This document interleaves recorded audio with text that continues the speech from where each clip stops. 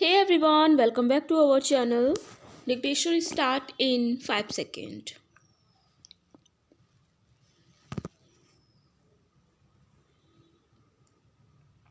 Start. We are having this budget in the third year of the third 5-year plan. This is to say, this is the 13th budget under planning. But added to this is the emergency today, which naturally has an impact on the economic policies and, in particular, on the budget proposals. It is agreed on all hands that resources should be found for the strengthening of our national defense as well as for the country's economic development. I think on the whole it is a right approach in the situation that national defense and economic development should go hand in hand. We cannot have a strong self-reliant defense potential in the country either now or in the future or in any future at all without having a strong economic base, especially industrial base. For without a strong industrial base you cannot have modern defense in the world today. Therefore, on the whole, it is a right approach, and I think we all should stick to this approach instead of trying to counterpose one against the other. Therefore, on that score, there is not any controversy whatsoever, but there is ground for controversy when you come to the budget proposals. The tragedy of the present budget is that it heavily penalizes the patriotism of our people. It seems that those who have formulated the budget have taken into their heads that the legitimate sentiments of the people for strengthening the defense of the country, as we all stand for strengthening the defense of the country, could be exploited in a manner which is in a large measure against the interest of the people as well as against the interest of the defense economy. I wish to make it very clear that defense has two sides, weapons and equipment on the one hand, and the human side as well as the labor power of the working people on the other. I think we cannot conceive of a strong defense in conditions of discontent, privatation, sorrow, and suffering. I think we will have to involve a policy whereby the resources of the country could be mobilized simultaneously with the harshening of the willing labor power, enthusiasm and initiative of our working people.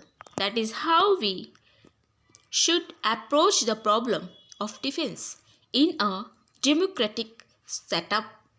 In conditions of military dictatorship, etc., they don't bother about the people. Somehow or other, weapons and equipment are bought from outside and some kind of defense is built up, which means, in fact, that when you go in for such a thing, you surrender your entire independence, and we are very glad that Prime Minister has rightly pointed out time and again that in order to defend something we must have that thing, and defense will be meaningless if we, in the name of the preparation for the defense of the country, begin to sell our independence at some other counter. Such is not, fortunately, the policy of the government as we understand it, and such an can never be the policy of the government. Therefore, there is national agreement on the question of defense and also on the question of economic development. Although it has been raised by some people that in order to prepare the country for its defense, we must abandon some of our good objectives in the plan gradually and prune it.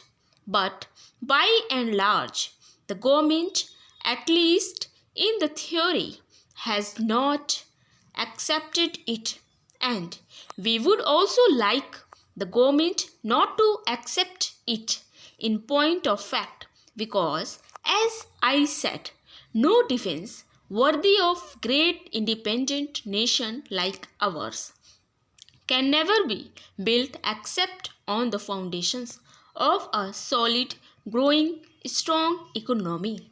Now, therefore, Madam Deputy Chairman, where does the controversy arise between ourselves and the government?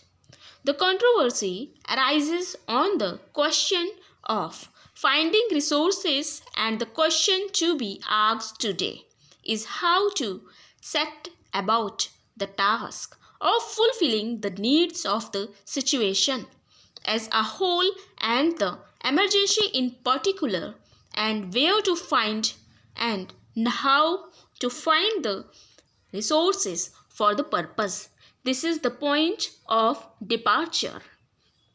As far as we and the government are concerned, and I should presently go into the question of pointing out to you that the government's approach and the line of action is certainly not one which was inescapable or unavoidable. In the situation, it was possible for the government to raise the resources without going in for some of the harsh economic burdens which they have decided to impose upon the people. Let me come to the question of the compulsory deposit scheme. Here we have been supporting compulsory deposits. In fact, we have been urging upon the government to introduce some such schemes as would enable them to tax the resources lying with the former princes, multimillionaires, big businessmen, and other sections of the wealthy people. They have got plenty of accumulations.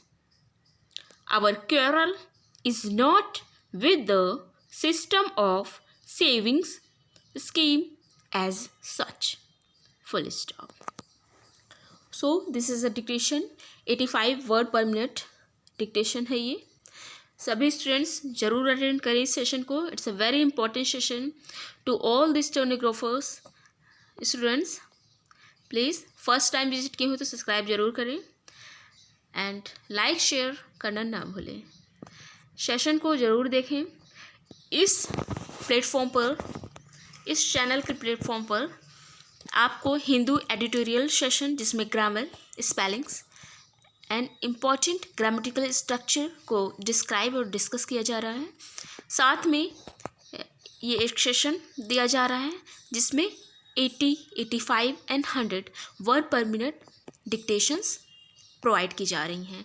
तो इस channel को ज़रूर join करें, session को देखें। सभी session is very important to our dear students. Please subscribe the channel. Take care.